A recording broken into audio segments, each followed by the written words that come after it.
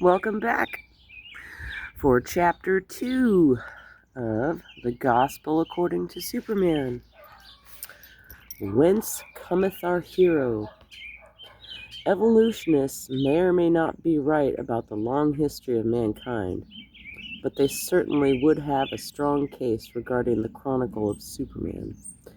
In a commercial world where it is only the fittest that survive, the character Superman has risen to great fame that has been sustained through several decades of marked change in Western culture.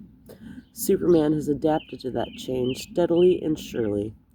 Back in the days when America was regaining her feet after the Depression, and Adolf Hitler was a curious maniac some still hope to appease, folks used to enjoy sitting on their porches waiting for the mail train, properly awed by the powerful locomotive speeding past. The new hero that emerged in comic strips was described as faster than a locomotive. Brother, that was moving. But quiet pastoral scenes gave way to the mayhem of war. Now guns were the thing. An enemy soldier was spotted 200 yards across the field. A shot was fired, and barely had the sound begun to crash upon the eardrum when the enemy was seen toppling to the ground. Naturally, any hero who intended to keep up with the times had to meet some new criteria. Superman was certainly going to keep up with the times. In adapting to new demands, he became faster than a speeding bullet.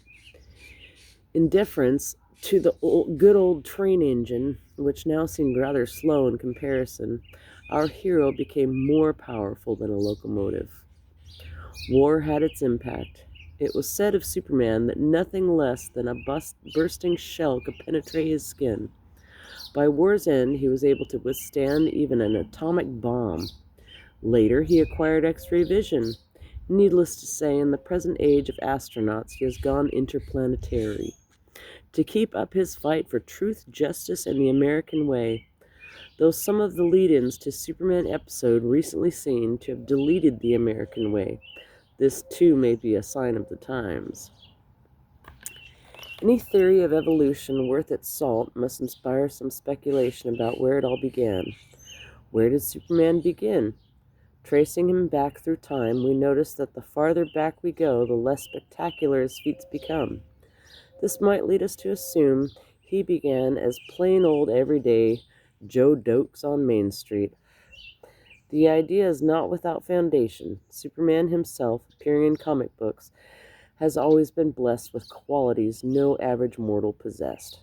But his origin is tied to Joe Dokes in the sense that Joe dreams him up, identifies with him, and projects his wishes into him. There's a mosquito flying around my head.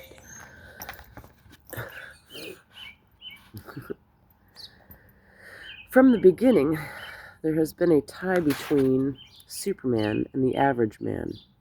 When the character first appeared in the June issue of Action Comics in 1938, it was obvious that something of significance was occurring. By the following year, Superman had his own magazine.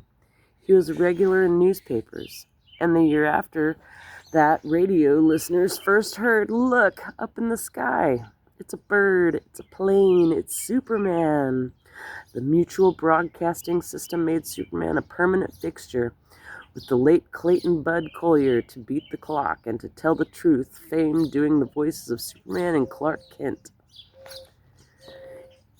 It was my great good fortune to have known Mr. Collier and to have talked with him at length about the character who helped launch his career. At the time of our conversations in 1967, Bud was not only taping to tell the truth, he was also doing the voice for an animated cartoon series of his old friend Superman. According to Mr. Collier, Superman was born during a college bowl season. Two students in an eastern university were battling the breeze one day about the imaginary heroes little kids dream up to make them feel secure or important. As one young man began to go into some detail about certain personality that kept reappearing in his own youthful fantasizing, the other realized that this character bore striking similarities to one in his own dreams. The wheels turned. If such a dream hero was common to two of them, perhaps in some fashion it was similar to dreams of other kids. Would youngsters everywhere be interested in reading about such a marvelous champion of justice? One of the students began to do some sketches while the other worked out scenarios. And before long, they had a hero ready to go to market. Their assumptions proved right. People did want to read of Superman, to hear about him, to see him. This was a hero who had lived in vague form within their dreams. Now their dreams, their projections, were out where they could be seen and given common acceptance. To say that Superman came into being because people thought him up is to say nothing at all. Obviously, people thought him up. More important to our discussion is the apparent fact that Superman represents an expression of basic natural human impulses at work in the world of wish. Little boys dream of such things. Not so little boys do too. In much more grown-up ways, of course. Superman is what people want, what they wish existed. He is a hero with a different link to the inner world.